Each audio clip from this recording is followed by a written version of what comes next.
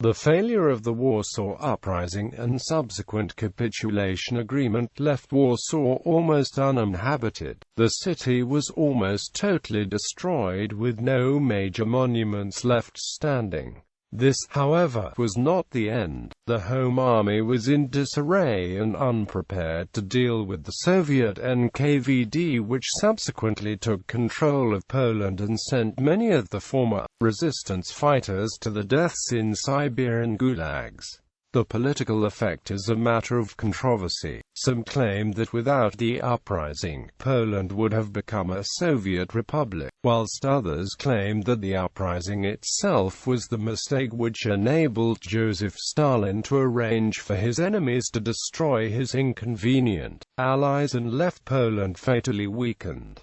Destruction of the city. After the remaining population had been expelled, the Germans started the destruction of the remnants of the city. Special groups of German engineers were dispatched to the city in order to burn and demolish the remaining buildings. According to German plans, after the war, Warsaw was to be turned into a lake. The demolition squads used flamethrowers and explosives to methodically destroy house after house. They paid special attention to historical monuments and places of interest. Nothing was to be left of what used to be a city. By January 1945, 85% of buildings were destroyed, 25% as a result of the uprising, 35% as a result of systematic German actions after the uprising, the rest as a result of the earlier Warsaw Ghetto uprising and other combat, including the invasion of Poland. Material losses were estimated at 10,455 buildings, 923 historical buildings, 25 churches, 14 libraries including the National Library, 81 elementary schools, 64 high schools, Warsaw University and Warsaw University of Technology, and most of the historical monuments. Almost a million inhabitants lost all of their possessions. The exact amount of losses of private and public property as well as pieces of art, monuments of science and culture is unknown. However, various estimates place it at an equivalent of approximately $40 billion 1939 US dollars. The Municipal Council of Warsaw is currently disputing whether claims for German reparations should be made.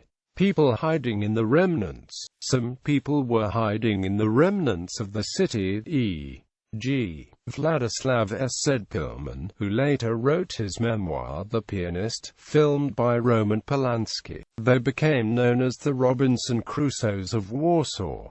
The legacy. Due to lack of cooperation and often the active aggressive moves on the part of the Soviets and several other factors, Warsaw Uprising and Operation Tempest failed in the primary goal, to free part of Polish territories, so that a government loyal to Polish government in exile could be established there instead of a Soviet puppet state. There is no consensus among historians if that was ever possible, and if those operations had other lasting effect. Some argue that without Operation Tempest and Warsaw Uprising, Poland would end as a Soviet republic, a fate definitely worse than that of independent puppet state, and thus the operation succeeded at least partially in being a political demonstration to Soviets and Western allies. Armia Krajowa soldiers who remained in Poland. Most soldiers of the Home Army were persecuted after the war, captured by the NKVD or SB, interrogated and imprisoned, awaiting trials on various charges.